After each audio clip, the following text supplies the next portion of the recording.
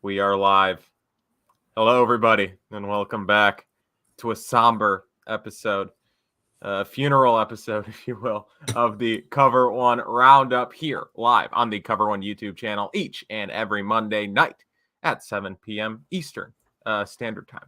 I am your co-host, Kyle Silagyi, joined this and every week by co-host David Fox. And today, you may be wondering, right? The chat's already flooding. We've been live for 17 seconds. I already have 15 people in chat asking, Kyle, why are you wearing, a dark colored suit? It's because I'm here for the funeral of the Buffalo Bills, sadly. That's a joke, kind of. Buffalo Bills lose to the Minnesota Vikings. First funeral for a 6-3 team. Yes, you're right. Lose to the Minnesota Vikings in a Week 10 overtime thriller. Final score 33-30. A not great game, but we will get into the specifics here momentarily. I guess that's really all we can tease before we really get into the nitty-gritty about this game. Because, David, I think you and I both have a lot that we need to get off of our chests. This may just be more like a therapy session for both of us than it is. And for the chat as well, than it is like actual analysis. But we're going to try, right? We're going to try to give you the in-depth analysis that you come to the Cover One Roundup for, that you've come to expect from all of us here. So before we get into any of that, David, what's going on? God, I mean, there was a certain point in that game yesterday where I kind of just went numb. And I was just like, yeah, whatever happens is going to happen. And, it's probably not going to be good. And even if it is, even if they had won, obviously that would have been preferable to a loss. But I think we lost David. Hello? Oh yeah, we're good. We got you back. I don't know if it was just me, but you had frozen. You know what? I had to switch networks. All right. We're off to a great start. We are off to as good of a start today as the Bills. We're picking up right. Exactly. We're picking up right where they left off.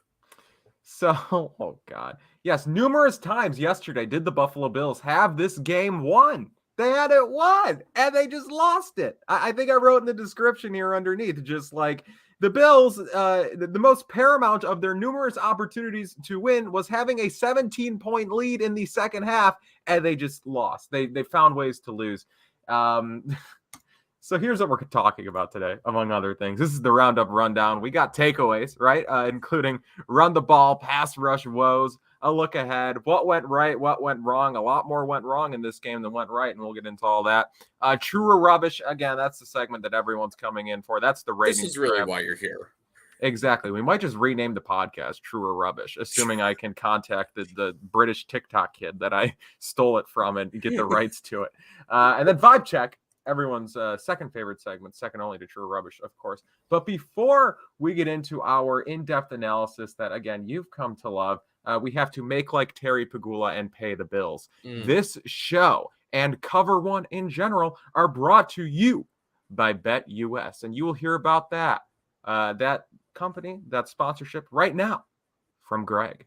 Take it away, Greg. Hey guys, Cover One is excited to announce our new partnership with BetUS. BetUS has a live wagering on all major games, the best betting variety in the business, and an easy deposit and withdrawal process with the fastest payouts in the industry.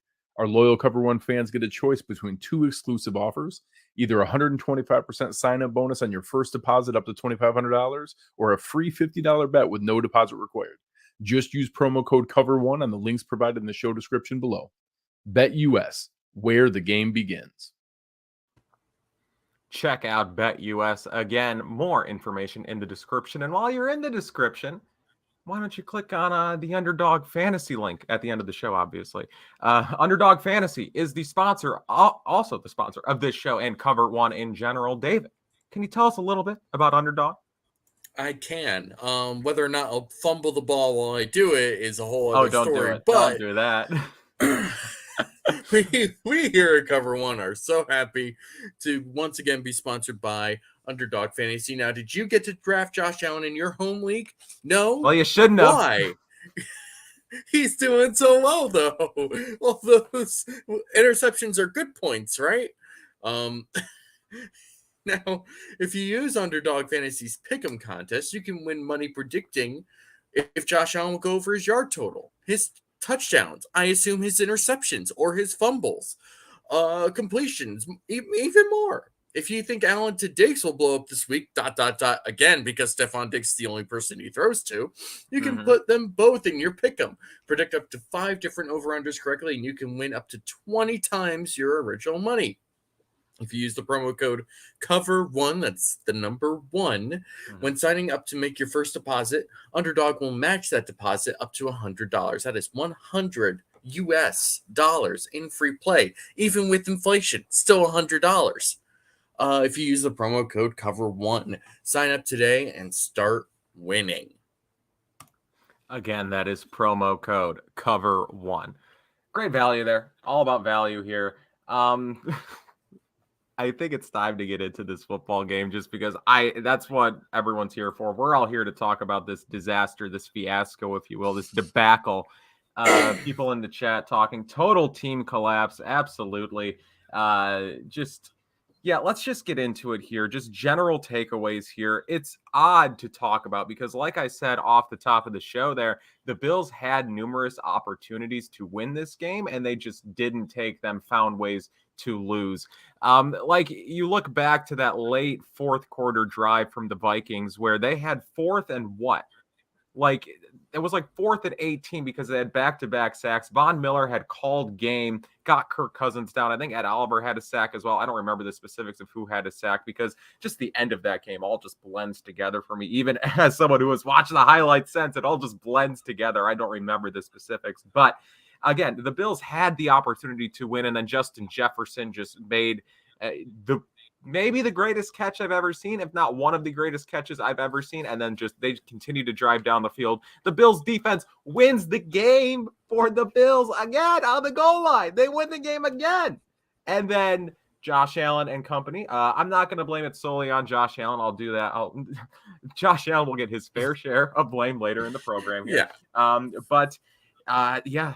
Fumble into the end zone. Eric Kendricks picks it up. That's a touchdown. The Bills do drive down, get a field goal, and then shenanigans further ensue. Just a shenanigans-filled game, which we will get into specifics here, the nitty-gritty of. But David, just before we do that, general thoughts about this game. If you had told me leading into this game that Case Keenum was going to play and they would end up losing the game, I'd say, you know what?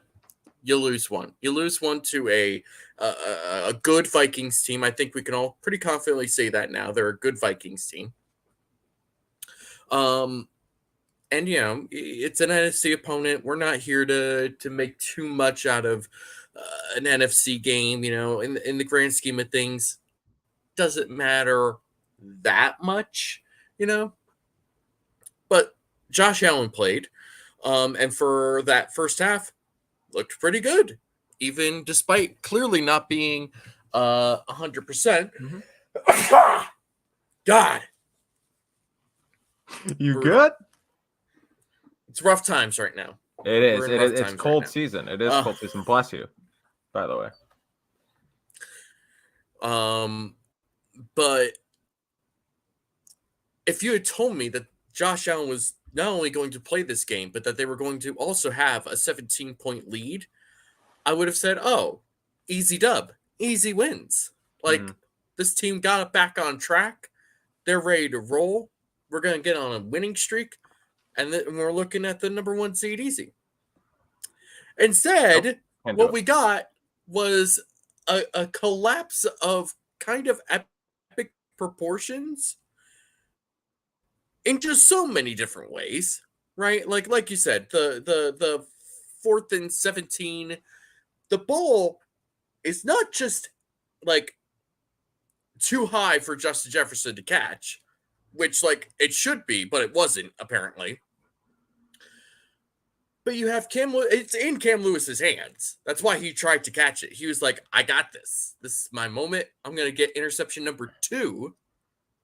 And Justin Jefferson somehow not only comes down with the ball, but it isn't even hit the ground at any point. Like, it looked like on the replay, I was like, oh, that probably hit the ground, and it's going to be incomplete, and the game's over. And it was like, never hit the ground.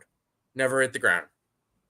Right, and like given the context, I'm sorry to cut you off, but like given the context that you just described, right? Cam Lewis goes up, gets 2 hands on the ball. You'd think it would have been like a disputable catch, right? Where it's just like, they had to review it in depth, and tie goes to the receiver, whatever, right? You'd think it would have been like, that sucks. No, it was just Justin Jefferson got it. Like, and like D-Dub Entertainment wrote, the catch wasn't great. The defense gave him the ball.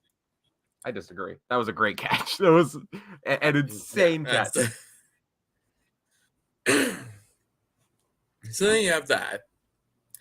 You have then on 4th and goal, Dalvin Cook mishandling the pass. And it's like, oh, wow, what a great play. And then, of course, anybody that had watched the start of that play saw Jordan Phillips jump off sides because of course you just sort of expect if Jerry Hughes is not going to do it anymore, it's got to be Jordan Phillips that does it, right?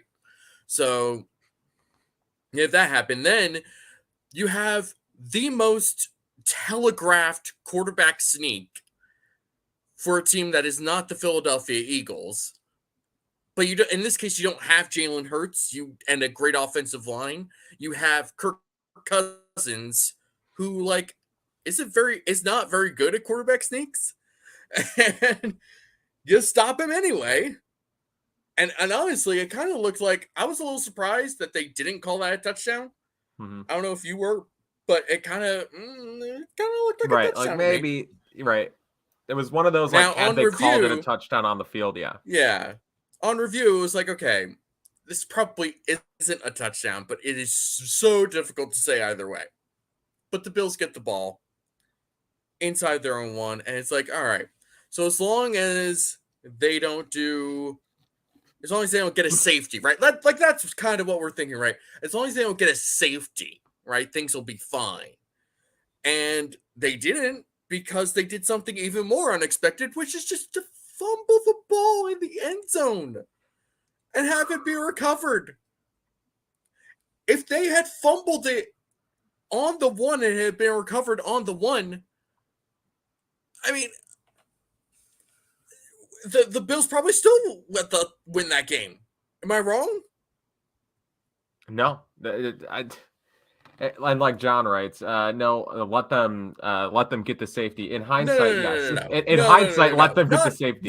Not in hindsight, not in any sight. No, let's talk about that, because I saw this a couple of times yesterday. Not a lot, but let's talk about this for a second. I wouldn't have done it anyway, but it's preferable to the touchdown. You're ahead by 4 points. You take the safety, you're now ahead by 2, which means a field goal from the Vikings can win it, and they get the ball back.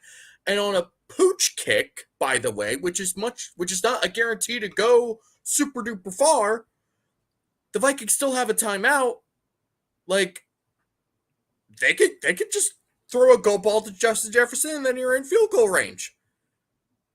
Right. They certainly could have done that. And then they win the game. You don't even get an opportunity in overtime. I see what you're saying, and I think they did the right thing in trying to run a play and try to move it out a little bit, right? I certainly think that was the right play there. I don't know if I love the quarterback sneak. I would like to talk to Ken Dorsey about a lot of things in life, and preferably, I just want to know what his mindset was going into that play. Like, was the idea, I guess, or had he kind of lived with the idea that he may have given up a safety in that scenario? Because if so, why not pitch it to Devin Singletary and let him try to cut it outside, right? If you already have come to terms with the fact that you might give up 2, I preferably would have liked to, I don't know, like not just do something as telegraphed as a quarterback sneak up the middle. I don't know. And it's not even like that play. It was a snap mishap that kind of screwed him up. It wasn't necessarily that the sneak was all that bad, but whatever. I just want to get into like specifics here, right? Let's just get into our takeaways, because that's what people are here for. I have to find a comment. Greg, thank you, Greg, writes, Kyle looking dapper, had to dress up for the Ken Dorsey downfall, which is what we are going to talk about right now.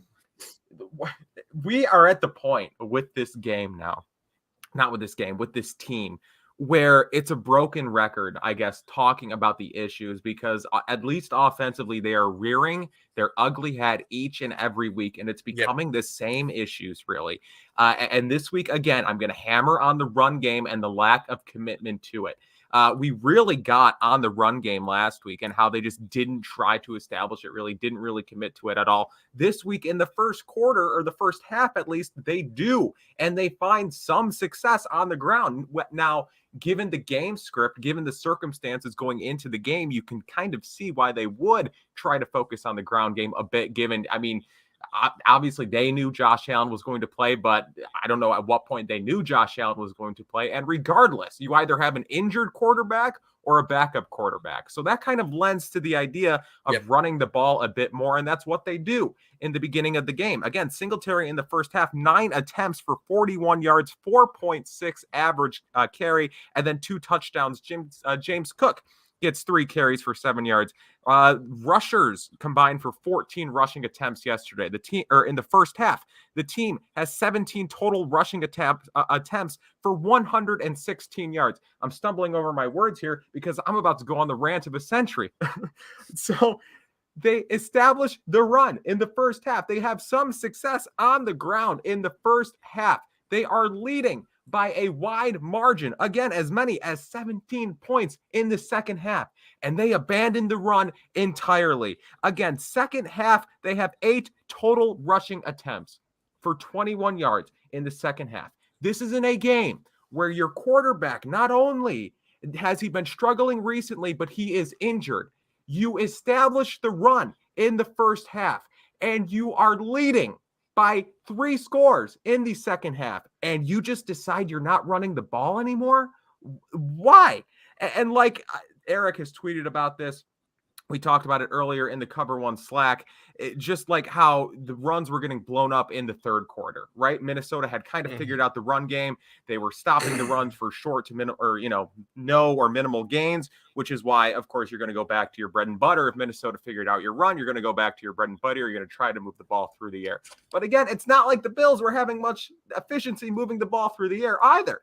So I don't really buy that point where it's like, okay, if they were having success through the air, then maybe, but they largely weren't, right? They were relying on chunk plays to Stephon Diggs really there toward the end, which you'll get into later, David. But that's kind of what the offense is at this point, because they refuse to commit to the run consistently. So the offense is seriously just Allen, hopefully, can roll out, buy enough time to get the ball to Diggs. It's a frustrating offense at this point. And again, only 2 called runs in the fourth quarter, no called runs in overtime. Your quarterback is hurt and struggling. Why are you just abandoning the run in the second half? I do not get it. And then again, this goes into something that Eric tweeted earlier, just and this kind of just, I guess, talks about it lends to the conversation of offensive cohesion, or the lack thereof, of a Ken Dorsey offense thus far, especially in these last couple of games here. The Bills had tremendous success yesterday off of play action. Okay, Josh Allen was 8 for 9 for 99 yards on play action yesterday. The Vikings struggled to defend the Bills when they went to the play action passing game. The only issue, the Bills only ran play action 18% of the time. Okay, so by abandoning the run in the second half, not only did you take out a part of your offense that in the first half was getting some consistency, right? Was gaining yards and moving the chains with some consistency. But by admitting that, you also got rid of the most productive part, the most consistently productive part of your new offensive game plan, right? You get rid of the run and you get rid of the play action because you're not using the run to set it up. Again, and the analytics nerds can talk as much as analytics nerds, but there's long been the debate of, do you need the run to set up the play action pass? Where it's like, I guess you don't technically, but it certainly doesn't hurt, right? If you have a good running game, they have to respect play action. So it's just so frustrating that they had established it in the first half, and then the signs that it wasn't working were there in the third quarter, and they just said, we're done. That's what's frustrating. So, David, your thoughts on the run game? Yeah, I mean, like you said, kind of start this. I mean, it feels like a broken record at this point. Because I mean that's how I feel doing this. If sometimes I feel like that when I'm writing these recaps after the game, it's just like I feel like I wrote about this last week in this exact same part of the column. What exactly? Why is this not changing? Why is it still feels like they're willing to give Devin Singletary a couple of carries in the first half and give him something, and then nothing in the second half. And then they'll use James Cook once or twice, and then if it doesn't work that first time or two, all right, that's it. Don't need to worry about that. You trade for Nyheim Hines. You have a couple of plays in for him. Okay, whatever. But then you elevate Duke Johnson, who, had a good kick return and was fine there. Picked up a first down, but, why did we doing? Why are you here? What is the purpose of making this running back room more crowded? It just nothing about this seems to make any sort of sense. Gosh, it felt like one thing after another, and second half offensively, the last couple of games has just been a mess, a train wreck. It's been sort of incoherent what they want to do, other than throw to Stephon Diggs. It feels like they just aren't really sure how to handle things when they're up. It feels like they just want to pass and throw and always have the pressure on them to score points, which is weird, right? It feels like they want to play in every Buffalo, Kansas City playoff game, right? Where it's just you just want to go back and forth the whole time, which I don't think that's what they want to do, because that would be insane and ridiculous. But it's starting to get to a point where it's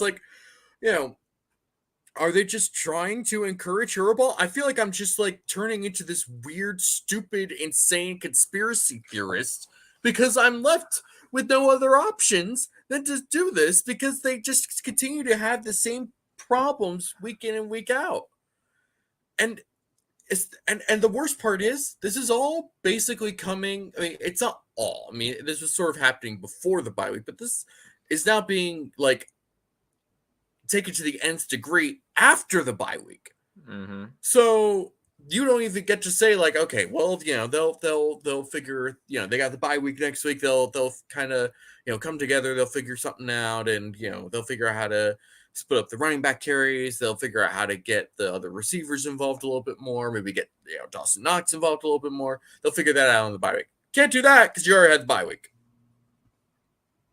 Yeah. So what's the plan? What's the plan here? What's the solution? What's actually going to change? And for an offense whose biggest issue seems to be that they're unwilling to change things and just sort of expect things to be executed at a high level,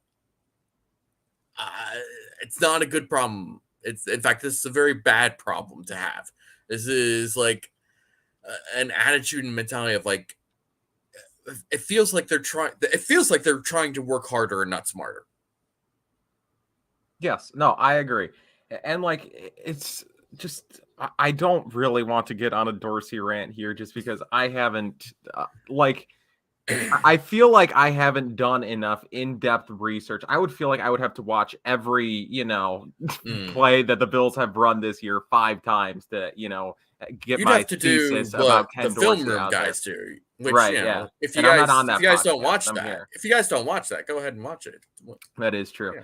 But just it just feels like we'll talk about the red zone later, right? Because we're going to talk about turnovers, and a lot of the Bills' turnovers are coming in the red zone. But it just feels like when they get down in the red zone, it feels like his playbook just shrinks. It just and I guess you're working with a limited playbook in the red zone, right? You usually go to your high percentage plays, and just you don't have that much field to work with. So the playbook innately is kind of limited, but it feels like for Dorsey, it's just even more truncated. Is that a word? It's even more limited. And that's kind of what I feel like is leading to turnovers, is just that teams know what they're getting. Teams know what the Bills are going to do in the red zone. And that's kind of why Josh Allen has as many completions as he has turnovers in the last 3 weeks in the red zone. We'll get into all of that later. It's just, again, no cohesion. The passing game has turned into Stephon Diggs or nothing. And like Gabriel Davis had a good game yesterday, right? He kind of had a bounce back game, but just in general, the offense is just Allen and Diggs, which like that was the joke the last couple of years is the offense is Allen and Diggs, but that wasn't really it, right? You had Cole Beasley, you had Dawson Knox, you had Emmanuel Sanders, you had, these supplemental pieces. You had Gabriel Davis as a supplemental piece at that time. It was never actually that. But now we're just living in the world where it's like, you're going to get to, yesterday where it was like 3rd and 15, 3rd and 16, long pass to Diggs, long pass to Davis or whatever. It's just like, these shouldn't be, I guess this team is too talented to consistently be shooting themselves in the foot and getting in these positions that they are finding themselves in. I need to stop talking about this for now. David, what is your first takeaway?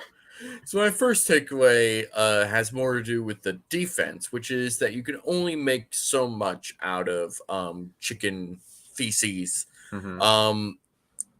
So look, the Bills were kind of put into a bit of a tricky spot, right? I mean, they've been dealing with injuries on in the secondary pretty much all season.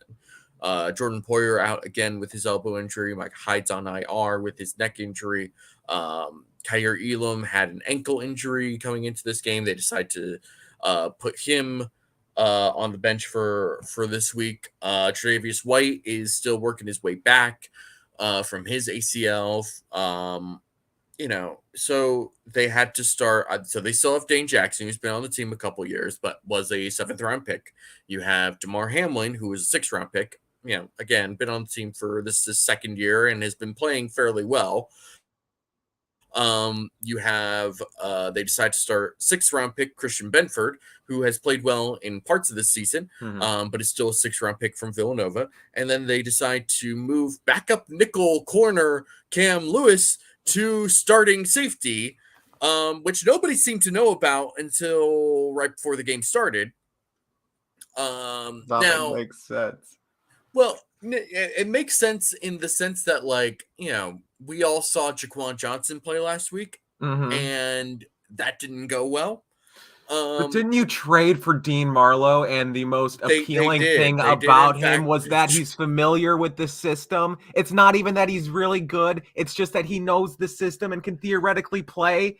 And in week 2, I understand if he was very brand new to the system and still learning the playbook and you want to play the practice squad corner at safety over him, that's one thing. But no, the main reason why you traded a 7th round pick for this guy is because he's been here. And that's the thing, right? It's like Cam Lewis, for the most part, for having to start at a position that he's never played in the NFL before and having to go against this particular group of receivers and running back, played decently well. He wasn't bad. He wasn't bad. He was better than Jaquan Johnson, I'll say that. Yeah, as J-Dub writes, yeah. He came up and made some plays. Yeah, I just went on the rant. It's not like Cam Lewis was that bad, right. Aside from the... Yeah, but we already talked about that. I can't go into that too much more. But if you are going to put somebody in that position, when you have a Dean, you put somebody in that position because you feel like you have no other options, right? But you do have another option, and that is to, I don't know, rotate them in. This team is not averse to rotating. They've rotated corners. They rotated corners with Christian Benford and Kyer Elam early this season. They've done it before with Levi Wallace and Kevin Johnson in 2019. Yep. They do it with their defensive line all the time. So why? I don't know what the official snap counts. I can have my producer look that up real quick.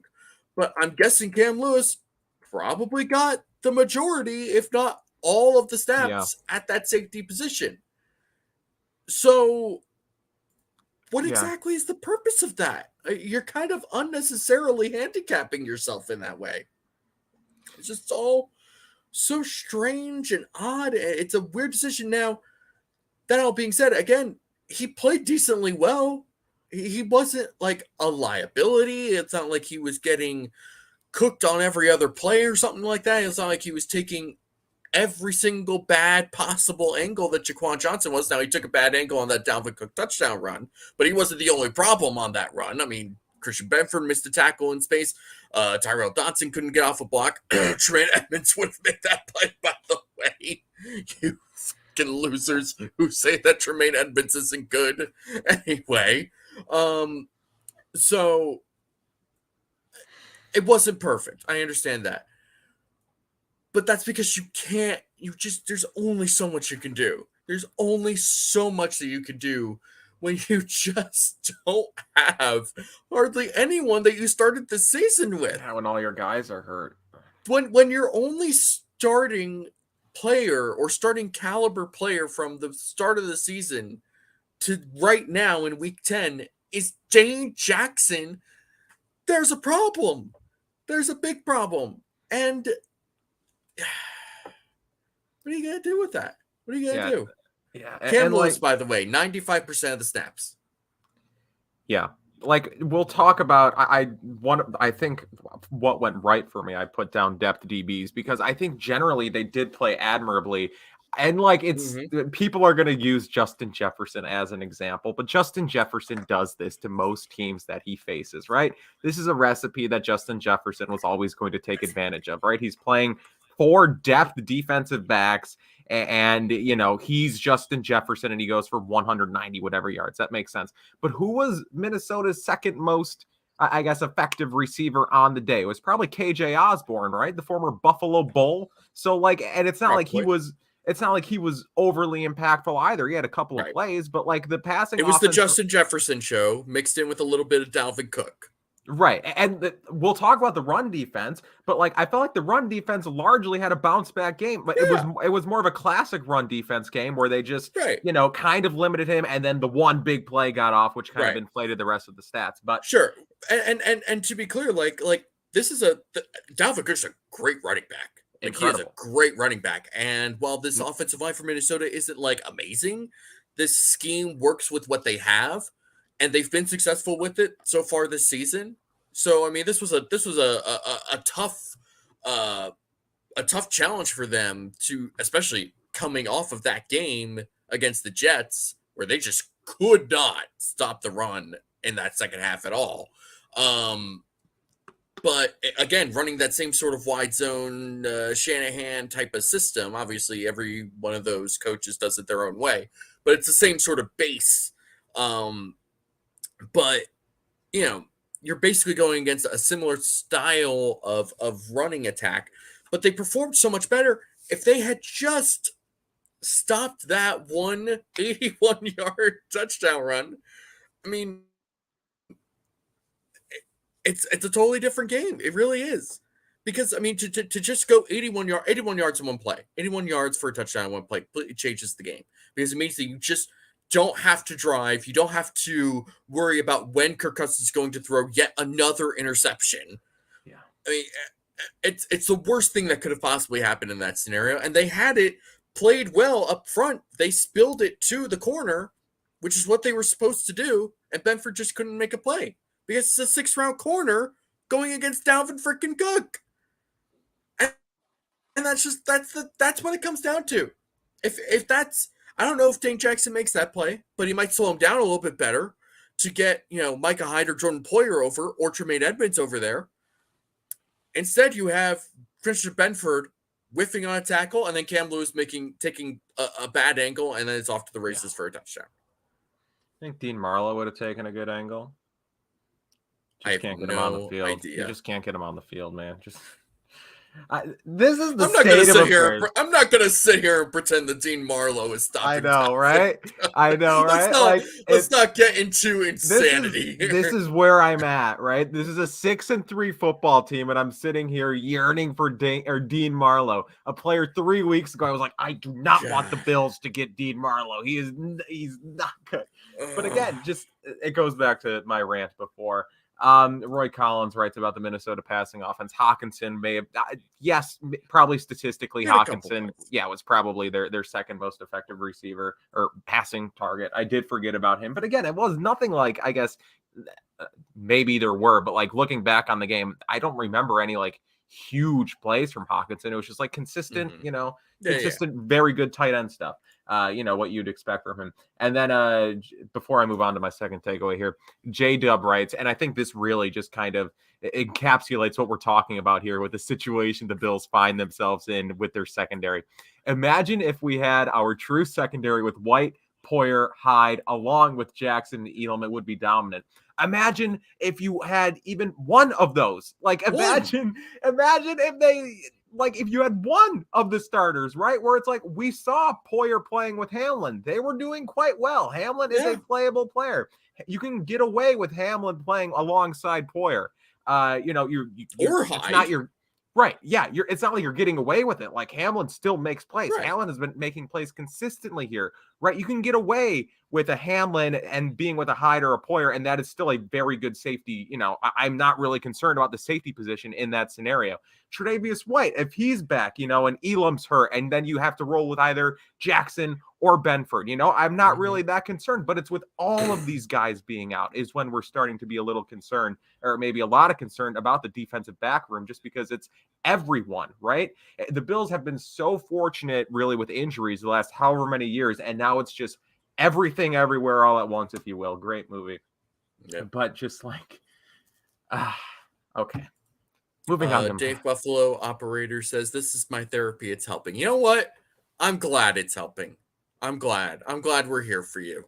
Very, very happy for you and for us. Let's all have one big group therapy session right now.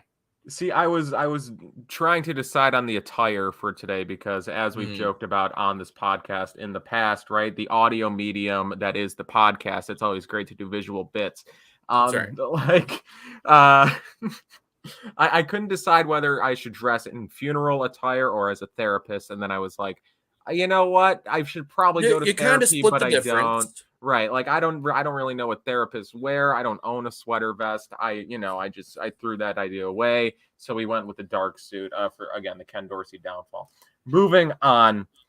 My second takeaway is a look ahead, right? At the schedule here, the immediate schedule, these next 2 weeks, especially, which lead into, the rest of the season, really, because we're more than halfway through the season at this point. But the next 2 weeks are going to be indicative of what this team is. They are going to be telling in what this team is. It's easy to sit here and be doom and gloom and whatever and say the sky is falling because, again, we're coming off of 2 rough losses in a row here.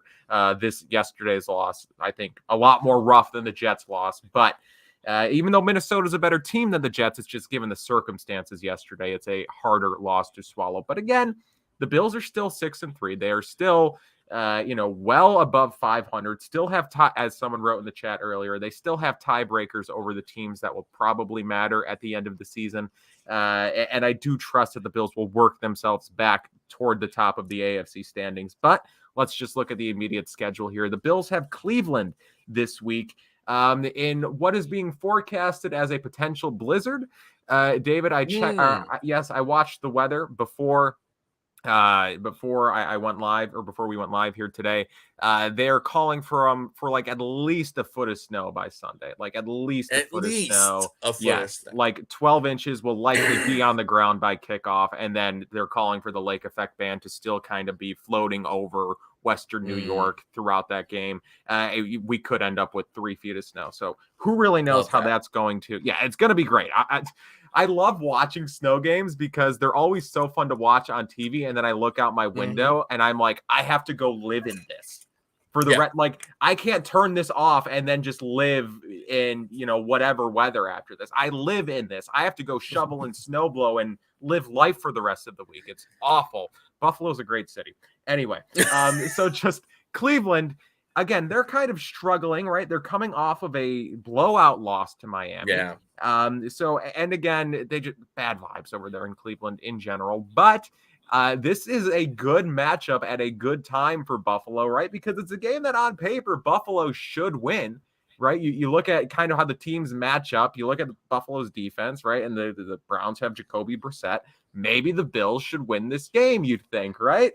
But again, you take into account what will likely be the game script, right? Whether it's a foot or 3 feet, The snow will have an impact in this game. And you look at the Browns rushing attack with Nick Chubb and Kareem Hunt. And what have the Bills been struggling to do in recent weeks? Stop the run. So this is going to be a run-heavy offensive attack here from Cleveland, as it usually is, but even more so given the weather. So this is really going to be a test for the Bills. Can they stop the run in the snow and get a win over a very beatable Browns team to get on track here? And then after that, they have Detroit on Thanksgiving, which again, Detroit's a team that you don't want to let them stick around, right? They're coming off of back-to-back wins 2 weeks ago against Green Bay, and then yesterday down 2 scores, I believe, against Chicago in the fourth quarter, and they come back to win. So again, that's a team you don't want to stick around, but on paper, there's no comparison between the Lions and the Bills. I don't care that it's Thanksgiving in Detroit. The Bills are the better team. But these, again, are games that are really going to test the resolve and kind of show us who the Bills actually are. Are they going to play down to competition like they did against the Jets? Really? Again, I'm not saying the Jets are a bad team, but the Bills are a better team, and the Bills just let the Jets stick around, and we saw what happened. Are the Bills going to play down to competition and just let the Browns run all over them in the snow, or are they going to keep the Lions in the game throughout, and then it's a game in the fourth quarter? Or are they going to take care of business, fix their issues, and then get themselves right as they go into what are now 3 must-win division games in a row? Again, they have the Pats, and then they have the Dolphins and the Jets. I don't know what order that it is in, but again, back-to-back-to-back division games. And given that the Bills are 0-2 in the division, those are now must-win divisional games. So, yes, this is going to be an interesting 2-game stretch here. One of the easier stretches of the schedule on paper. A struggling Browns team and the perennially struggling Lions. And, the Bills right now are struggling. Can they get it on track before they move into, I guess, the rest of the meat of their schedule? So a couple things. The first being, basically what you said, right? The Browns are struggling. They're a beatable team. The Browns is the Browns. The Browns is the Browns, and Jacoby Brissett has been Jacoby Brissett. We have tape on Jacoby Brissett. We know exactly who he is. He's gonna be honestly, he's probably like the next Ryan Fitzpatrick, right? Like probably not quite as like crazy entertaining, but like he's gonna be that dude who's like on 12 different teams by the end of his career, just because he like knows how to play decently well for a couple of games. So be prepared for that. But we know who Jacoby Brissett is. We know who Jake Brisket is. Like he is who he is. The other thing that I mean, Kyle, this is the sort of thing you truly just can't make up. Now, earlier in this offseason, we had the pleasure of having Victoria from the Tuck Rule Pod on our show to have a drought retrospective. And one of the things that she did a deep dive on was the classic Bills versus Browns game from 2009, where it, of course, ended Browns 6, Bills 3. Yep. That was the final score. Now, what is the record of the Cleveland Browns coming into this game? They are 3-6. What is the record of the Buffalo Bills coming into this game? It is 6-3. We are now projected somewhere between 1 to 3 feet of snow in this game. Buckle your seatbelts, folks. It's going to be a Punta-Palooza. A bad juju game? Oh, my God. I don't see. No. And the thing is I just went off about. Hold on. Now, I'm not saying the Bills are going to lose this game 6-3. I'm not saying they're going to lose this game at all. All I'm saying is be prepared for a lot of punts and a lot of really ugly ass football because it's coming. Be prepared to uninstall Twitter. That's right. You should do that anyway, but But this is just the type of game that you can, like, I see myself next week, right? I'm like having a That's So Raven level vision right now into next week where I am sitting here wearing some ridiculous costume, probably just screaming like it is There's 3 feet of snow. Why is Josh Allen throwing the ball 48 times? Like, I can already see that is going to be a rant that I go on next week, because that's what Ken Dorsey is going to do. He's going to have Josh Allen, injured bum arm Josh Allen, throw the ball 48 times in a blizzard. I'm getting mad at a straw man, but it's not a straw man because it's Ken Dorsey. Okay. Well, now here is the thing, though, right? Like, this team has played under the Sean McDermott era some crazy weather games. Obviously, last year with that ridiculous wind game, which like is so bizarre. Like, that's sort of like a 1 in a million type of game. Mm-hmm. But in 2017, that a snow game ended up being like one of the like moments of that season. I mean, the playoffs were on the line. They had to go out and win that game against the Colts, and they did it. Took a long time. Yeah. Punting in overtime probably wasn't the best idea. The fact that Joe Webb managed to throw a deep ball to Deontay Thompson in the snow to set up the game. What a team. That should not ever be a sentence that said Joe Webb. What a team. What a game. Yeah, and Shady McCoy went off, as RJ's writing.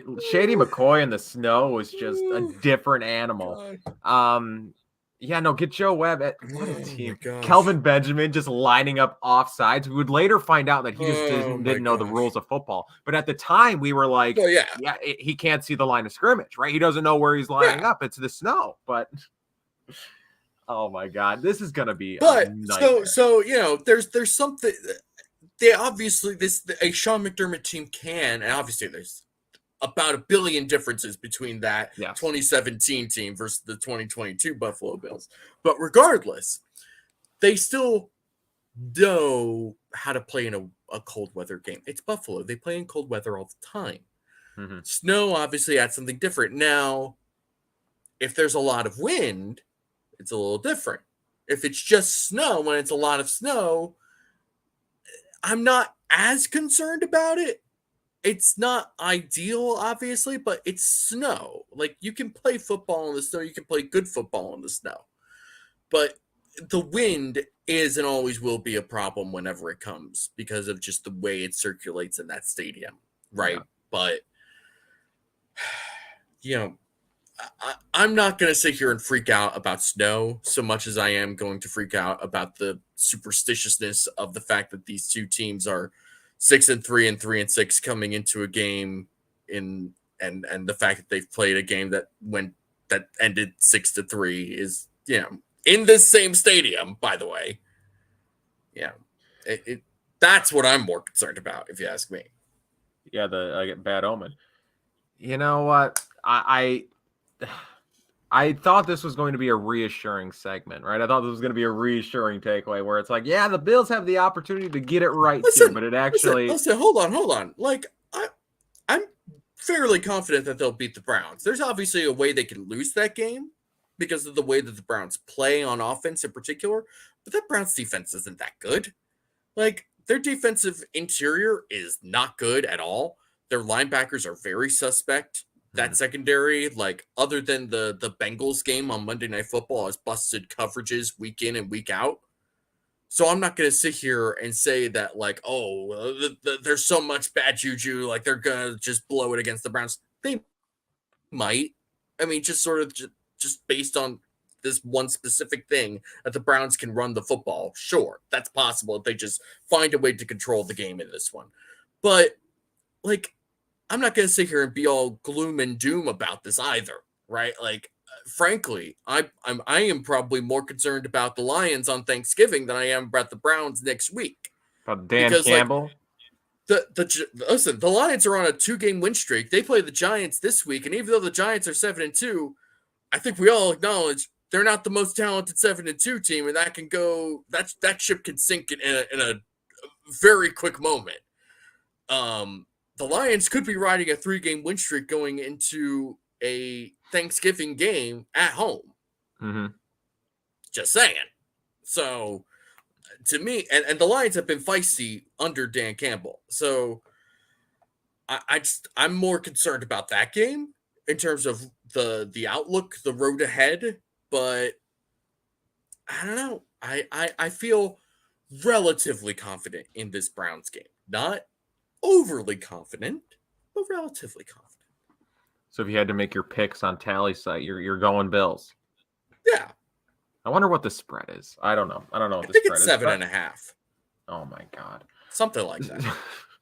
And I do believe Bills are still Super Bowl favorites. So I mean, They should be. Take that for what maybe, you will. You could maybe argue the Eagles could be Super Bowl favorites ahead of them, but yeah, whatever. Moving on, David. What is your second takeaway? Oh God, we're still on takeaways. Yep, we're killing it. We knew it was going to be a long. Funerals are long, man. They go long. God, they don't have to. We're not getting into that. We're not opening that casket. So to me, the pass rush was severely lacking through most of that game. Am I wrong?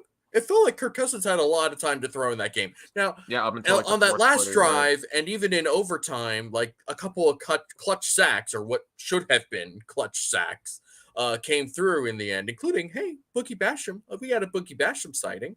Love to see that.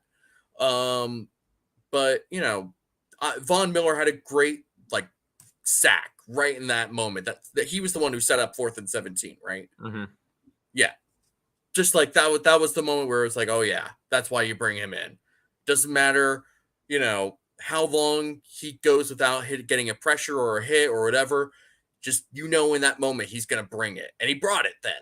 But for most of that game, that was bad. They let Kirk Cousins just sit back there and do what he wanted to do. Now, for most of that first half, it didn't really matter just because he was not the most accurate. He threw that early interception. And then in the third quarter, that first drive in the third quarter, he threw that really bad interception.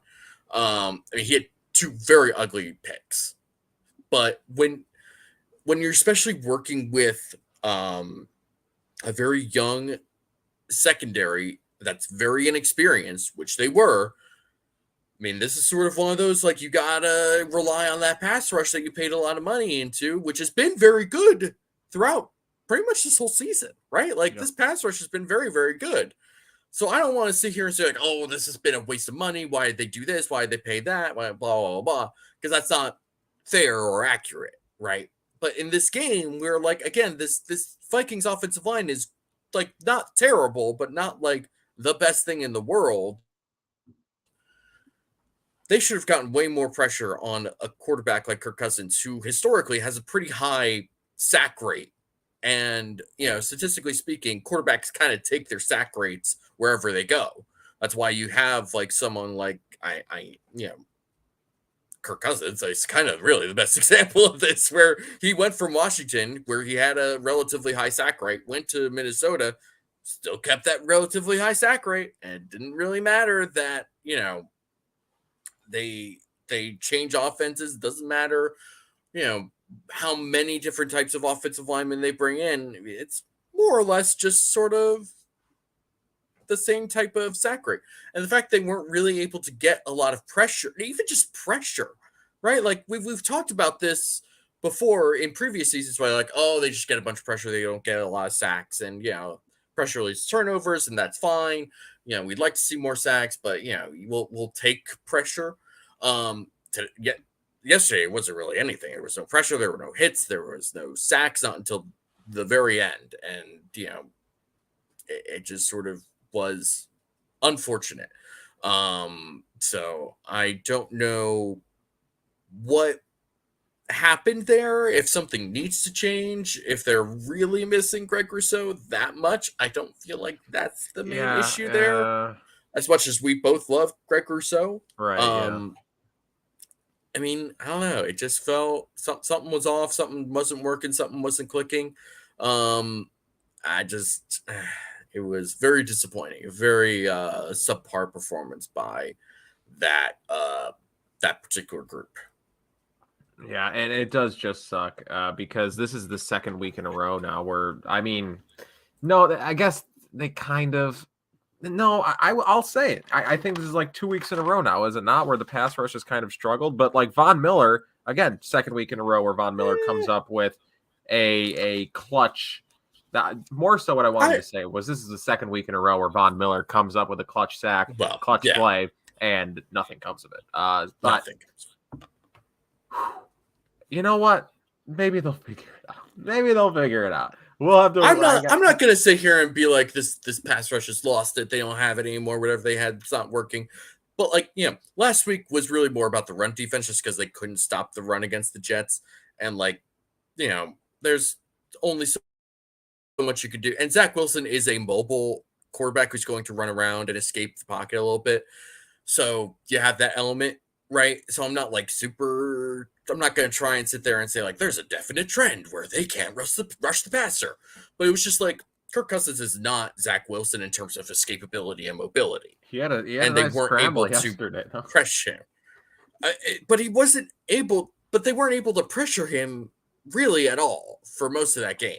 And that's what was really disconcerting to me. It's one game. I get it. I'm not going to try and make too much out of it, but it was disappointing and something that I want to perhaps keep an eye on. I'm sure I don't think it's going to be a big issue, but if it is, then it's going to become a very, very big issue for a secondary that's missing a lot of its players.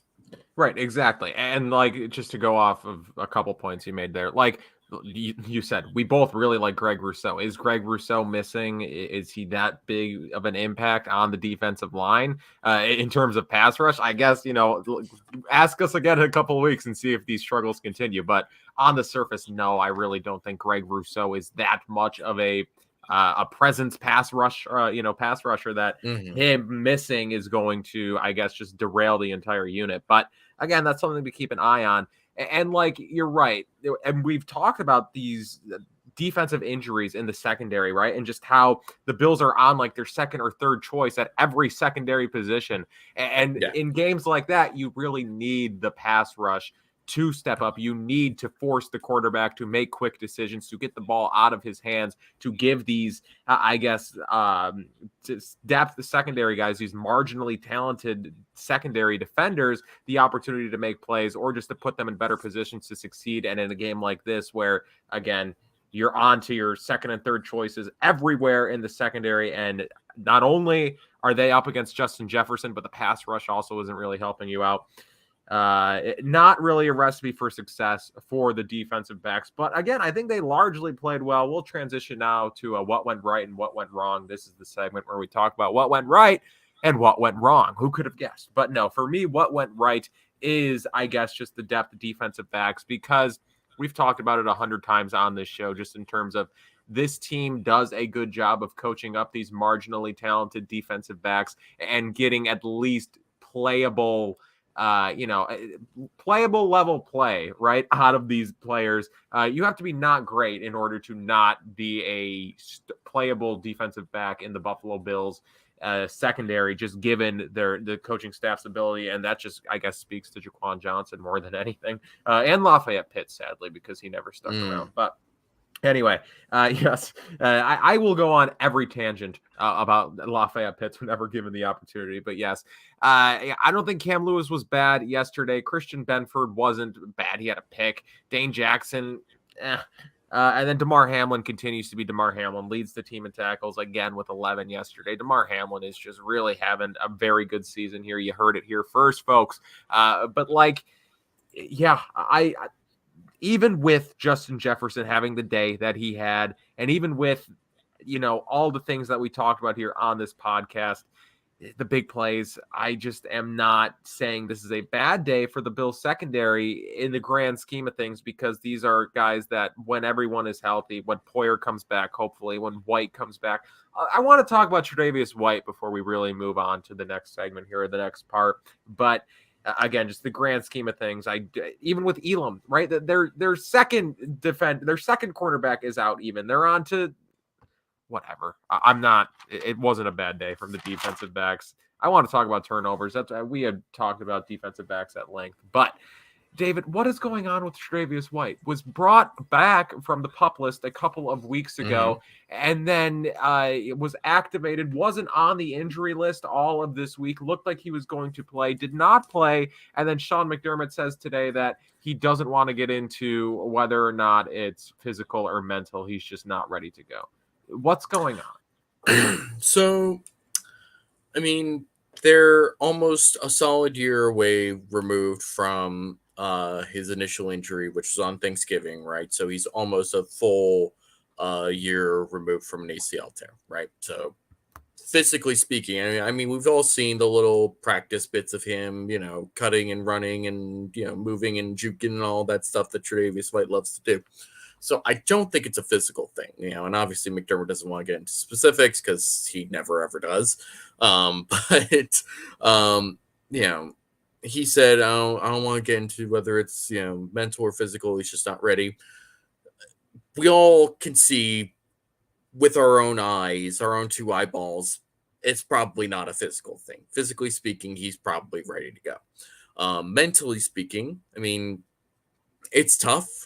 Especially for a player who hasn't had a lot of injuries like Tre'Davious White, to have your season cut short and then to have to come back in the middle of the season, to feel like there's a lot of pressure on you. It's tough, and it's different when you're in a practice setting with guys that you are familiar with, that you're comfortable with a staff that you're comfortable with, versus being on a field in a hostile environment and having to remember, like, oh yeah, those guys know that I tore my ACL too.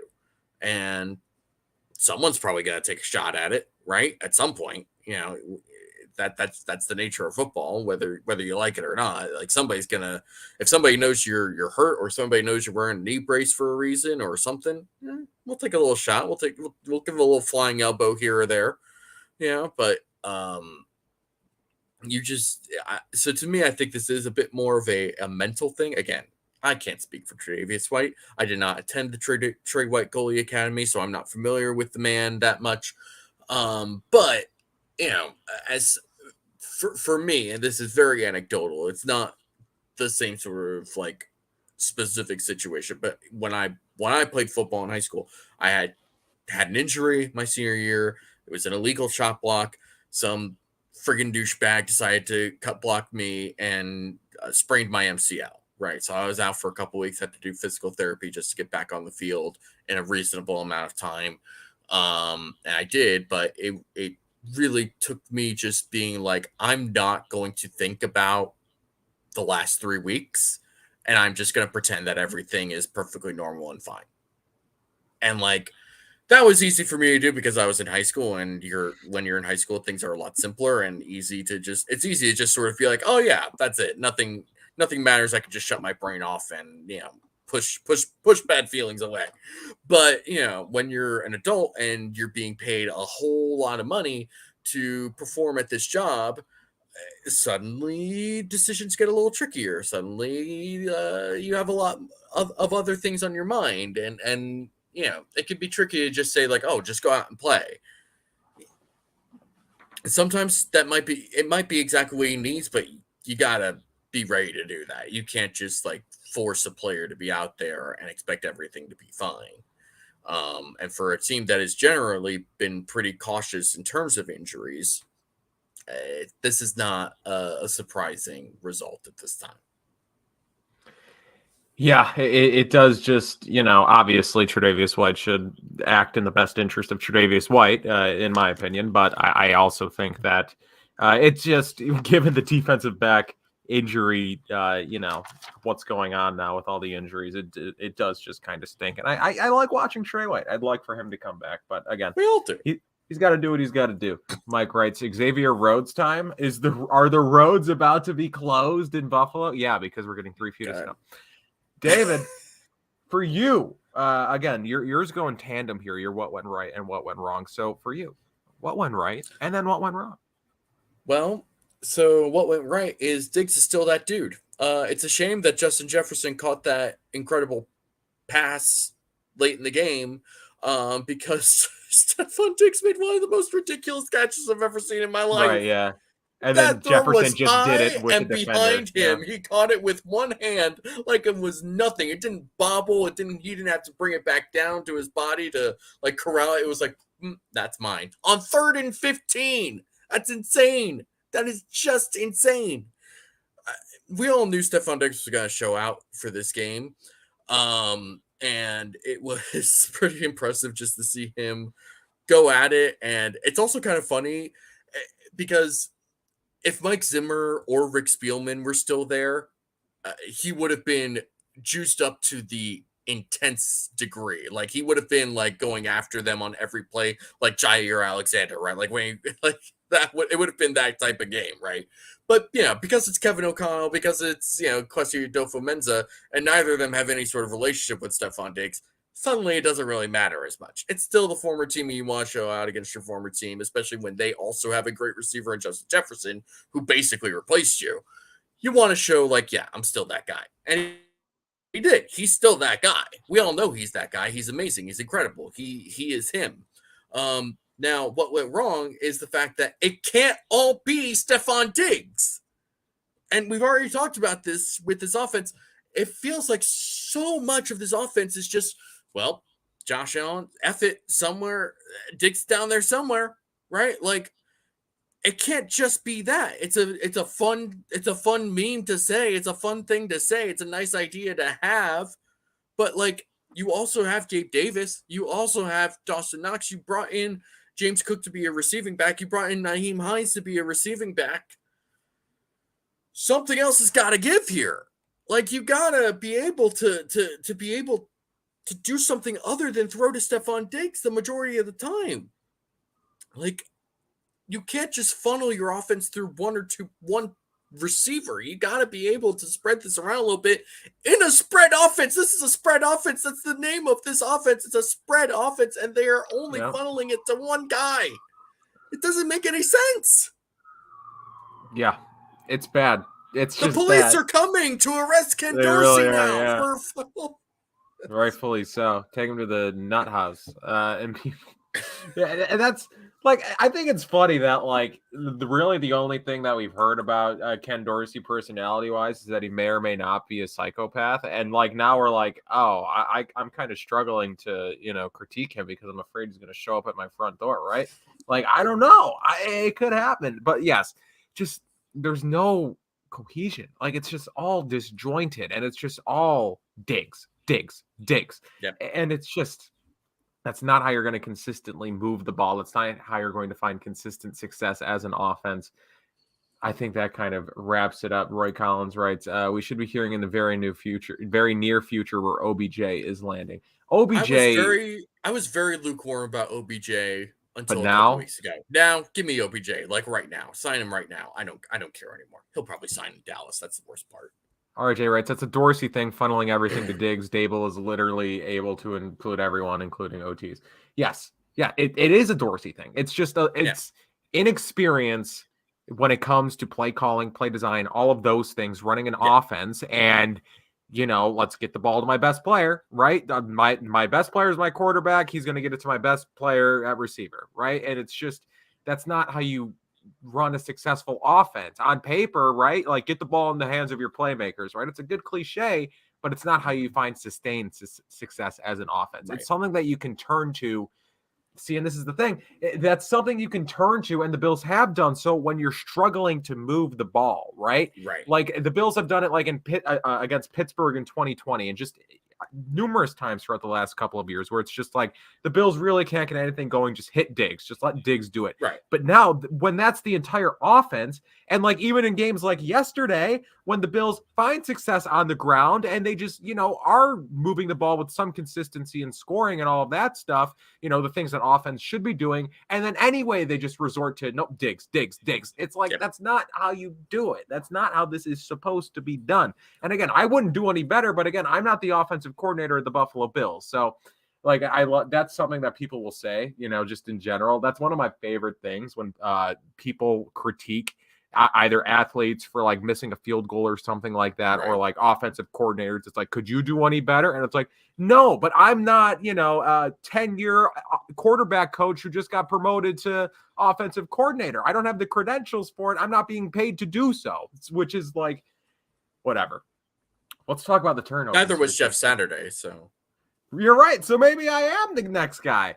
And they won yesterday. So maybe the Bills need to bring in Jeff Saturday. No. Jokes.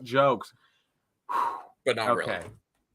Josh Allen needs help. It's simple. He hates to admit that. Everyone relied on him. Help the man out. He does need help. We brought up OBJ and then we kind of skimmed over it. RJ writes, OBJ isn't coming to this team anymore. That might not dumb. Be. No, I don't disagree. No. What does that mean? He's not coming to this like this team at 6-3 is so bad that OBJ doesn't want to be here.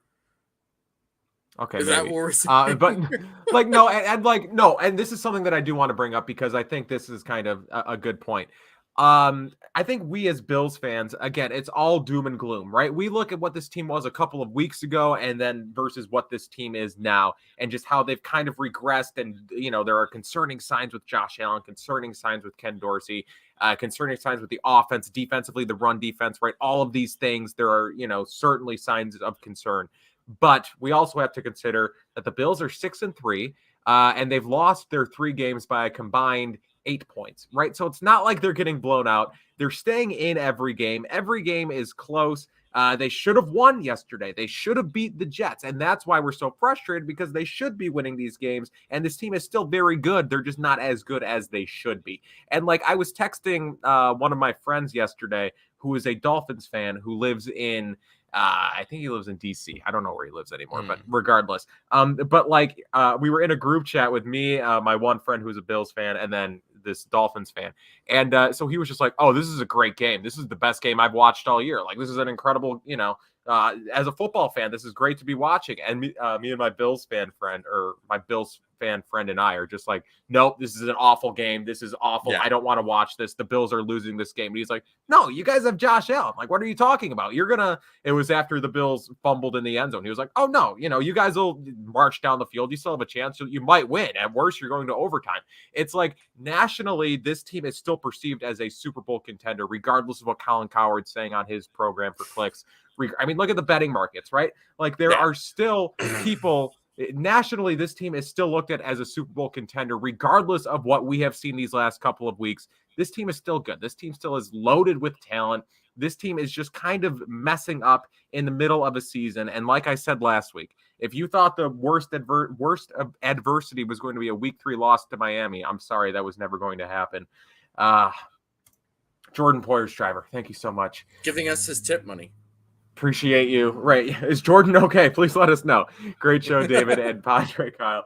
Thank you so much. But yeah, this team is still, the fans still think, analysts, the betting markets, everyone still has faith in this team. It's just Bills fans right now who are kind of concerned. And I think the Bills will figure it out. And again, I think we'll look back at the end of the year and be like, remember when we thought the sky was falling in like week 10? That was really funny. Look, again, they figured it out last year. Mm-hmm. And last year probably a little more like justifiably like, oh God, they might not like really be able to do this. Like there was definitely reason to be concerned last year. There's reason to be concerned this year. But like again, this is too talented of a team and too well coached of a team to just sit here and say like the season's over, pack it in. Like we gotta hope for a wild card spot now. Let's not totally freak out here. Well, speaking of that, I am going to freak out a little bit here. Go for it, Kyle. What went wrong for me? It's turnovers. As Sean McDermott said yesterday, you're not going to win many football games when you turn the ball over 4 times. And no, you are not. And that's exactly what the Buffalo Bills did yesterday. They turned the ball over 4 times, and those turnovers ultimately are what I guess you can point to many things to as kind of the reason why they lost this game. There are many factors that went into them losing this game, but the 4 turnovers certainly didn't help. First, let's talk about the Devin Singletary fumble. It was kind of, to me, it looked simultaneous, right? His elbow hitting and then the ball. If that had been called a down on the field, it probably would have been upheld, and which kind of, again, exploits the very obvious problem with replay in the NFL and sports in general. But that's neither here nor there. I love this comment. Black Kitchen writes, whatever makes you guys feel better. That is like the first positive stretch that I went on about the Bills this podcast. That's like the first more than 30-second stretch I went on where I expressed hope for the future of this team. And I get it with whatever makes you guys feel better. I don't feel good, but let's continue talking about these turnovers. Again, the Singletary fumble, yes. And then Allen, the red zone pick in the fourth. People talk about like, the people talk about the Bills choosing to, again, I think they were up. Well, I don't particularly remember what the score was, but they were up a couple of scores, and it was 4th and 2, I believe, on the 7. And instead of kicking the field goal and increasing their lead that way, they go for it. And the idea is, if you turn the ball over, an incompletion is the same as an interception. It really doesn't matter. Right. But it's not really, because it's the same thing that happened to Lamar Jackson against the Bills a couple of weeks ago, where like that's the logic, where it's like, well, if he throws an interception, or you don't think that he's going to throw an interception and the guy's going to return it, but that's what happened. And the Vikings got not terrible field position. They marched down the field. Whatever. I don't know what particularly Josh Allen saw on that play, but again, people broke it down. There were a couple of things that could have gotten open, and just nothing really did.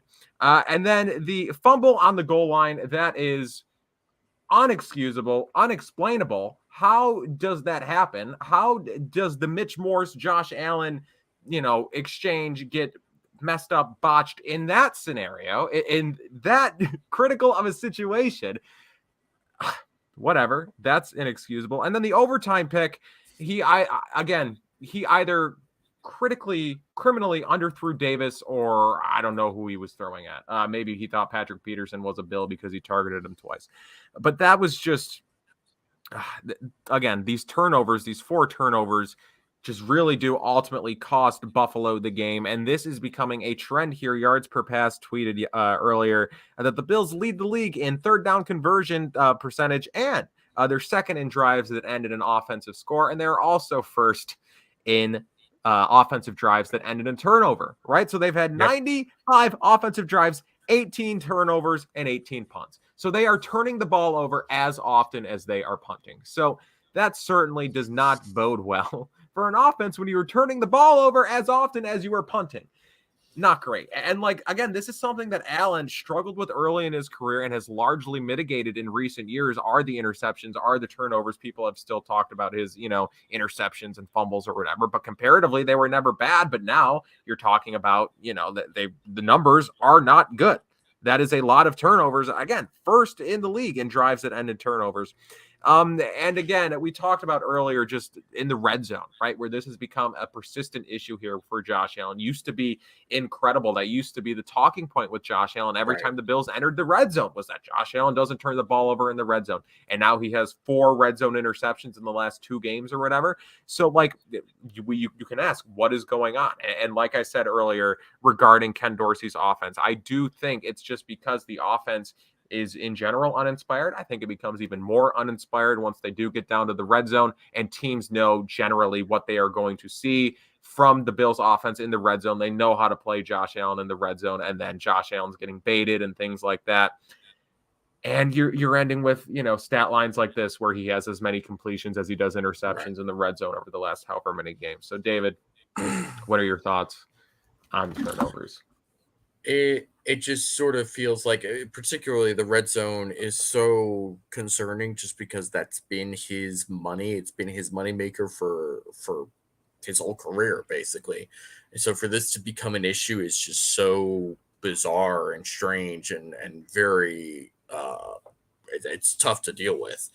And I think that, part of it just feels like maybe it's a little bit of that hero ball in him, just like trying to force a pass in there because he feels like he just can. Again, this is a lot of armchair psychoanalysis, which I don't love doing, but it's kind of what I'm left with when I'm running out of answers, because I get the same questions every week in my mind. And you have to ask, what changed? Did Josh Allen fundamentally change as a quarterback? Like where it used to be a strength and now it's a game-wrecking weakness? Or does it come down to play calling and the offensive coordinator, right? The one thing that's changed in Allen's professional career thus far. Well, numerous things have changed, but I think as you often say on this podcast, it's somewhere in between all that. You know what? Ken Dorsey, man. I hope he turns it around, but I have not been inspired really. He had a great start. And then teams watched film. And now, Ken Dorsey has to adjust moving forward. Okay, David, it is time for everybody's favorite segment. I messed up. I clicked the wrong button. I'm going to figure it out. It is true or rubbish. True or rubbish. Let's go. This is the segment where I give David a number of true or false questions or statements, and he tells me whether they are true or rubbish. David, are you ready? I'm always ready, Kyle. True or rubbish? Playing Duke Johnson and Cam Lewis over Nyheim Hines and Dean Marlowe was a mistake. True. This was true all after all. Can believe it. I mean, it was true. More Duke Johnson over Nyheim Hines than Cam Lewis. I mean, we kind of talked about Cam Lewis ultimately for all the things that he had going against him played relatively well. Obviously, 4th and 17, blah, blah, blah, blah. I would have rather seen a rotation with Dean Marlowe. But yes, I think that just sort of not trying to find a little bit more for Nyheim Hines to do, especially with Duke Johnson. I don't get activating Duke Johnson. I don't get this. I don't get why he's still. I kind of get why he's on the team. If somebody gets hurt, it's nice to have somebody who is a veteran and reliable on the team, and he is, I think. But there's no reason when all of your backs are healthy, especially if you just traded for one, to have Duke Johnson be active. That just doesn't make any sense to me. So yeah. For me, I'm somewhere in the middle because I would like to see more Nyheim Hines, right? I certainly think Nyheim Hines could have a role in this offense. But I tend to lean more to the side where it's he's been on the team for 10 to 11 days at this point, maybe a few more, or, give or take a couple of days there. And he is the third running back on a depth chart where we just talked about it at length. This is a very pass heavy attack. How many opportunities do you really think Nyheim Hines, you got those circumstances, plus he's only had a couple days with the playbook.